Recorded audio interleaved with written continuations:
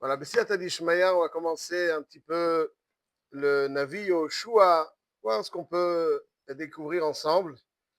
Au début du Navi Yoshua, Vayhi Haremot Moshe Eved Adonai, Vayomer Adonai El Yoshua Binun Mesharet Moshe Lemo. Donc ici, le Pasuk va nous décrire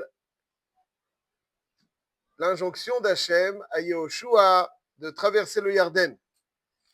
Et ça va suivre aussi avec des encouragements qu'Akadosh Baruch Hu va faire à Yoshua. Chazak ve'ematz, ki ata tanchil et ha'am hazeh. Mais ce qui, dans un premier temps, avant toute chose, attire notre attention, c'est l'adjectif de Yoshua. Vayi haremot Moshe Eved Hashem. Moshe il est Eved Hashem. Madua lo yeretem ledaber be'avdi be'Moshe bechol beiti ne'emanu. Donc Avdi Moshe, Moshe Rabbeinu, le Chumash, si ça vous dérange pas, infiniment merci. Ouais. Moshe Rabbeinu, dès qu'il est appelé, merci beaucoup. Eved Hashem. Yoshua bin Nun, dans la Torah, dans le Navi, il est appelé Mesharet Moshe. Ici, dans le Pasuk, Vayomer Hashem el Yoshua bin Nun Mesharet Moshe. Eved Hashem, c'est Eved Hashem avec tout ce que cela comporte. Mesharet Moshe, c'est le. Mesharet Moshe, c'est comme le serviteur de Moshe Rabbeinu. Mesharet, celui qui sert Moshe Rabbeinu. Mesharet Moshe. Cet adjectif, on le voit ici, donc, au début du Navi Yoshua, qui est très révélateur de Yoshua. C'est Mesharet Moshe. Dans Parashat Kitissa, aussi on appelle Yoshua Mesharet Moshe. Il y a marqué V'diber Adonai el Moshe panim el panim, kasher yidaber ish el rehu, ושב אל המחנה ומשרתו יהושע בן נון נער לא ימיש מתוך האוהל. Donc encore une fois, on appelle Yoshua bin Nun Mesharto, le Mesharet de Moshe. Donc on dit qu'Akadosh Baruch Hu parlait à Moshe panim el panim, une saga de névoie, d'aspacalaria meira. Ensuite, Moshe Rabbeinu ושב אל המחנה ומשרתו יהושע בן נון נער לא ימיש מתוך האוהל. משרתו יהושע בן נון נער, on l'appelle Mesharet Moshe. Ensuite, ça c'est dans Parashat Kitissa, dans Parashat Be'alotecha. Vayan Yehoshua bin Nun Mesharet Moshe, Bibechura Vayomar, etc. Yehoshua bin Nun, tout au long donc, de la Torah, du Navi, il s'appelle Mesharet Moshe.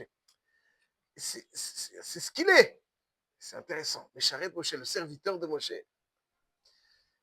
Alors, pour mettre en relief Yehoshua bin Nun, qui est un des personnages les plus passionnants, dans la mesure que l'on va découvrir qu'a priori, les gens n'auraient pas parié sur lui pour qu'il succède à Moshe Rabbeinu.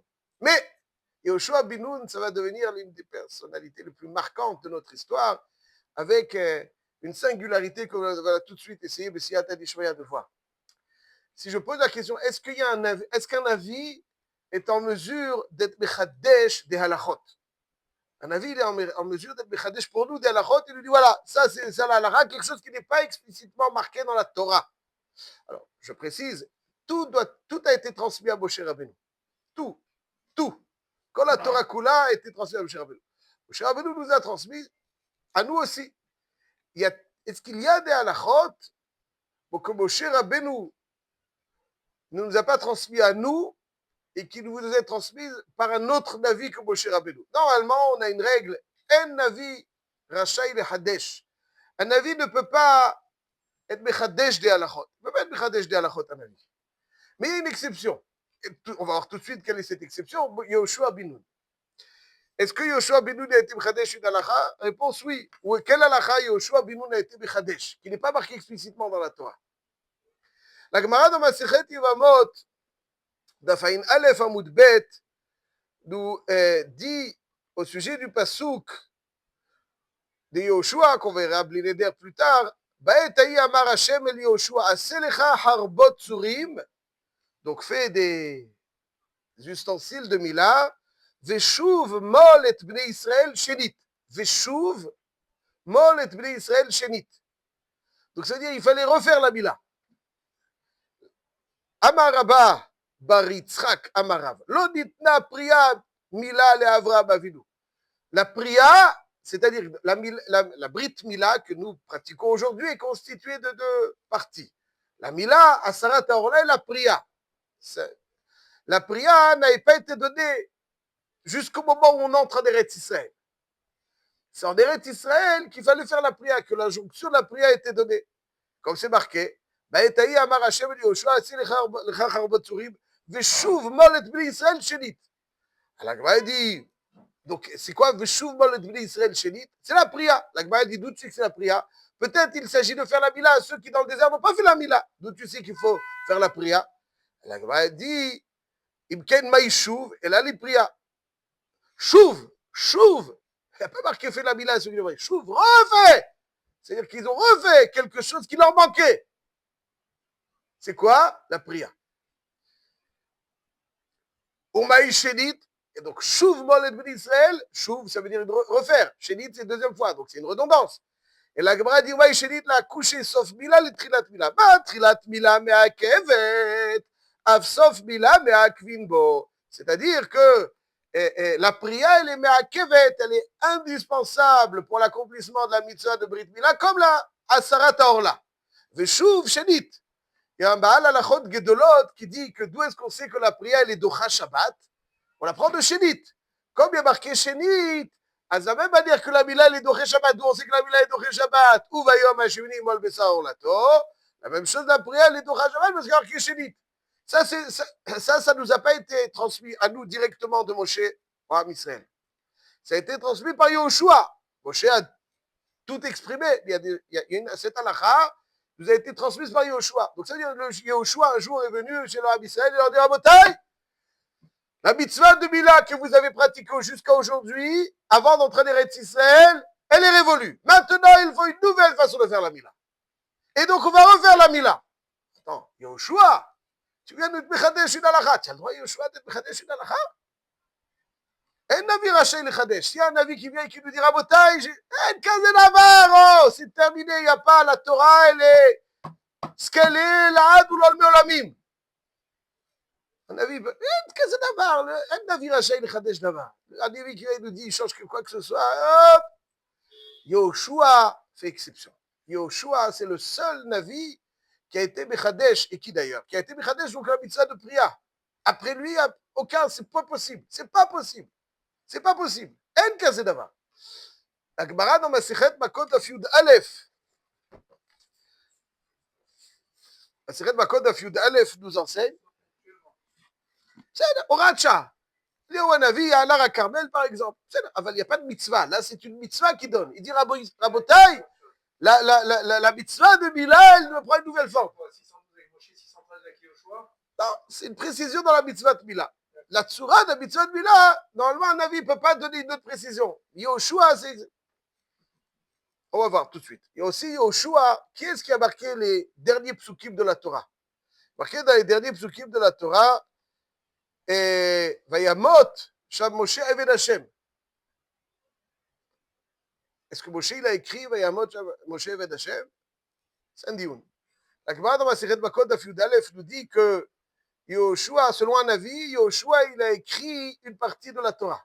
Ces psukim-là, ils ont été écrits, Vayamot Shamoshe. Moshe ne peut pas écrire Vayamot Shamoshe après, oui.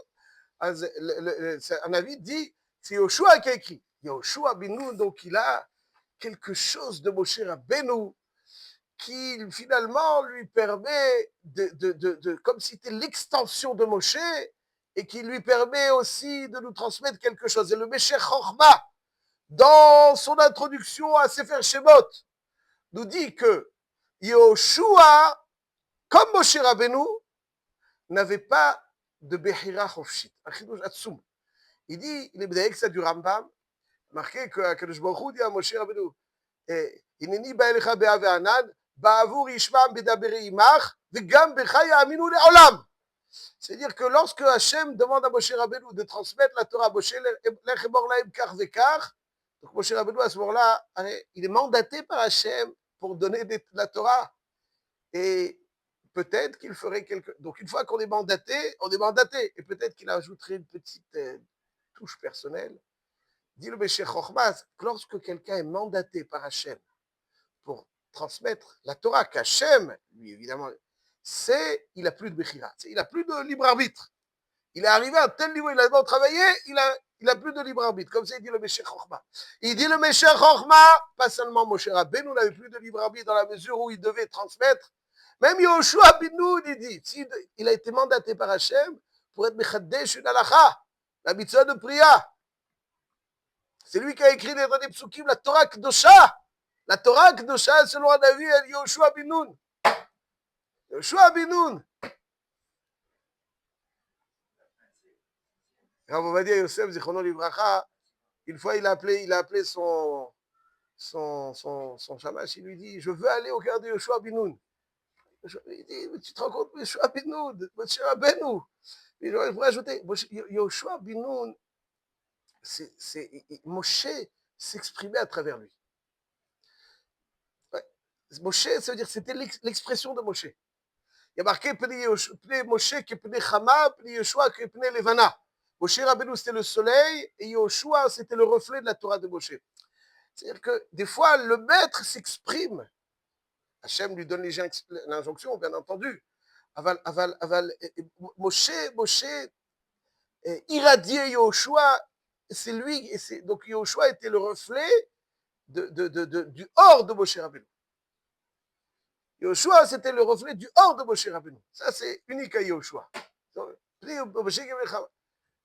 y a marqué que Moshe Rabbeinu dit au Ham Israël, qui a dati, qui a hareboti, vous allez faire après mon départ, vous allez faire des bêtises. Et Chazal nous dit, bon, on sait très bien qu'ils ne vont pas faire des bêtises. Tant qu'Yoshua, il n'y a pas, on n'a pas vu. C'est après Yoshua. La disparition de Yoshua, Moshe Rabbeinu, il est là quelque part quand Yoshua est là. Hareboti, c'est après la disparition de Yoshua. Mais Yoshua Binoun, c'est Moshe qui s'exprime. Moshe Rabbeinu, c'est lui qui a transmis la Torah. Il y a une halakha. C'est Moshe Rabbeinu qui a écrit la Torah. Il y a une halakha que Yoshua Binoun. Mais c'est Moshe qui Hachem s'est adressé à Yoshua. Aval Mikoach Moshe Rabbeinu. Mikoach Moshe Rabbeinu. Et c'est ça. Donc, et là, on est fasciné par Yoshua Binoun. C'est le reflet de Moshe.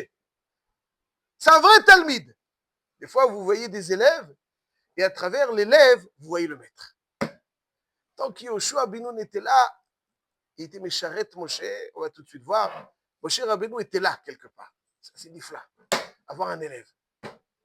Avoir un vrai élève.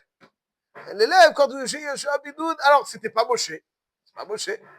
C'est Moshe qui est Pnei Chama. Aval, vous voyez l'élève de Moshe Rabbeinu. Vous voyez quelque chose qui s'exprimait par Yoshua de Moshe. Moshe qui est Pnei Chama, et Yoshua qui est Pnei Chama. C'est Nifla Bioter. Nifla Bioter. Et les masses. Donc ça veut dire que la force de Yoshua, c'est qu'il est Mesharet Moshe. Et permettez-moi de vous lire deux petits midrashim. Il n'y a pas de petits midrash, tous les midrashim sont immenses. Mais courts, je veux dire par là. Le midrash, dans Parashat Pinchas, là où Moshe Rabbeinu demande à Hachem de nommer un successeur, de choisir un successeur, qui va nommer après, Parashat Vayelech. וידבר משה להשם לאמור, יפקוד השם אלוקי הרוחות. אלוקי הרוחות, c'est-à-dire quelqu'un qui sait s'adapter. Ok. Moshe Rabbeinu voulait que ses enfants, que ses garçons lui succèdent, c'est un sujet encore. Il dit comme ça. Mais Hachem lui dit, c'est Yoshua, Arbe sheretra, Varbe chalak lecha kavod. Et là, je souligne la suite. והוא היה משכים ומעריב בבית הוועד שלך. הוא היה מסדר את הספסלים. Hachem dit à Moshe Rabbeinu, tu sais pourquoi il choisit Yoshua? Parce que c'est lui qui mettait en ordre le Beit HaMidrash. Avant que tu n'arrives, il mettait en ordre les bancs. Vous pourrez cette amertzelaot, les tapis sur lesquels les élèves vont s'asseoir pour t'écouter, c'est qui les mettait? Quoi, ils se mettent toutes seules? Non, il faut toujours quelqu'un.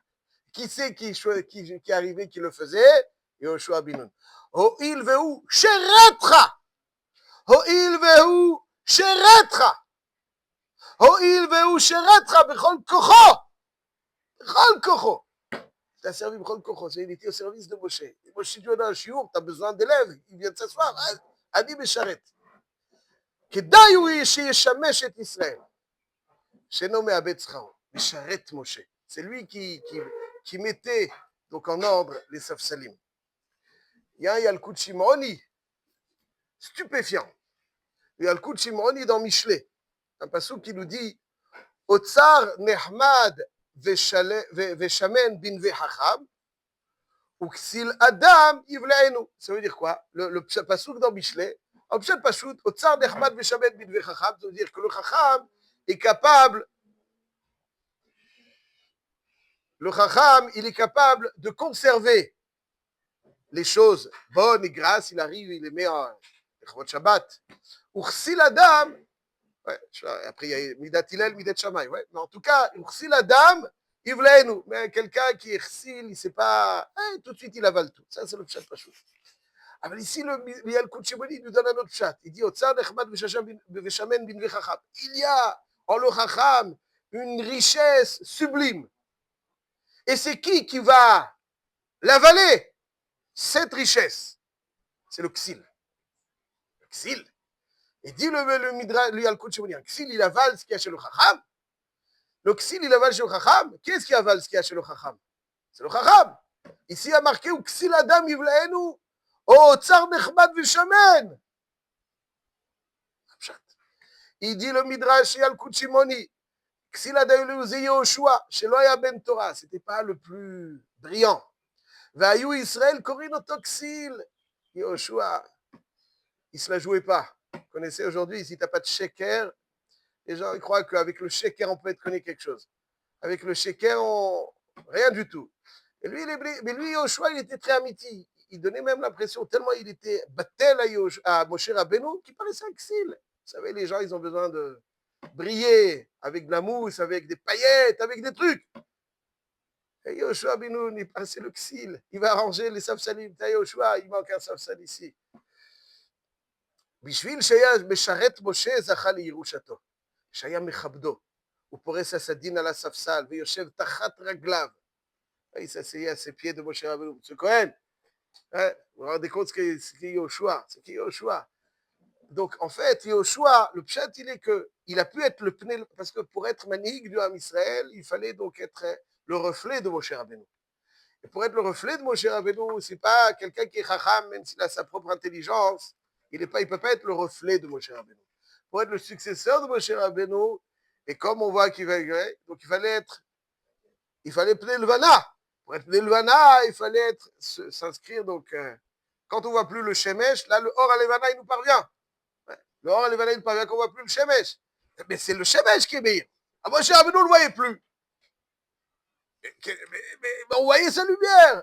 Quand on voyait Yoshua, pour voir la lumière de Moshe, il fallait être battel à Moshe Rabbeinu. Mais charrette Moshe, battel à Moshe Rabbeinu. Et je terminerai, mes chers amis, sur un exemple dans l'histoire aussi où finalement on voit que où est-ce qu'on voit qu'il y a un manhig qui, a priori, donc ici on voit qu'il n'était pas le plus, mais c'était le meilleur. C'est pas, des fois, on a l'impression, celui qui pose les meilleures questions, qui fait les plus belles, c'est lui. Non, des fois, c'est. Et pour être le meilleur, c'est pas celui qui a le plus de paillettes. Le meilleur, c'est le meilleur, aux yeux d'Hachem. Aux yeux d'Hachem. Ouais. Dis l'agma dans ma Souka. Est-ce qu'il y avait encore quelqu'un dans l'histoire qui n'était pas forcément le meilleur, mais qui va être lui le leader du Ham Israël? Rabban Yochanan ben Zakkai. Rabban Yochanan ben Zakkai, il y a marqué dans la Gemara que 80 תלמידים היו לו להלל הזקן. 30 מהם ראויים שתשרה עליהם שכינה כמשה רבנו. 30 מהם ראויים שתעמוד להם חמה כיהושע בן נון, etc. Donc c'est dire, גדול שבכולם יונתן בן עוזיאל, קטן שבכולם רבן יוחנן בן זכאי. מאירו. קטן שבכולם. Et c'est qui le leader du Ham Israël qui a, comme on l'a évoqué, ouais, qui a תן לי אבני וחכמיה. C'est רבן יוחנן בן זכאי, c'était le נשיא. קטן שבכולם. אבל רבן יוחנן בן זכאי לא ניח מקרא ובשנה, etc. Il savait tout. Et אמרו עליו יוחנן בן זכאי, juste avant, מימיו לא שח שיחת חולין, ולא הלך עדיין תעמוד בלא תורה ובלא תפילין, ולא קדמו אדם בבית המדרש, ולא ישן בבית המדרש, לא שנת קבע ולא שנת ארעי, ולא ערער במבואות המטונפות, ולא הניח אדם בבית המדרש ויצא. ולא מצאו אדם יושב ודומם, אלא יושב ושולב, ולא פתח אדם דלת לתלמידיו, אלא הוא בעצמו, ולא אמר דבר שלא שמע את רבו מעולם. ולא אמר, הגיע העת לעמוד בית המדרש, הוא בפסחים ורביעי יום הכיפורים. וכן היה, c'est qui le grand élève de Rabbi Zakai? Rabbi Eliezer ben Urkedus. וכן היה רבי אליעזר ותלמידו נוהג אחריו. Donc, voilà. Rabbi Yochanan ben Zakai, il était battel à la Torah. Tel kol kul à la Torah. Donc celui qui est battel, c'est lui qui peut se faire le reflet. Le leader, c'est celui qui reflète. Ouais, c'est pas celui qui reflète ce qu'il a reçu, celui qui reflète. Ça, c'est le leader. C'est pour ça qu'Yoshua bin Nun, tout au long de la Torah, l'adjectif qu'on lui donne, c'est Besharet Moshe. Parce que c'est comme ça qu'il devient le leader, parce qu'il s'est reflété la lumière de Moshe Rabbeinu.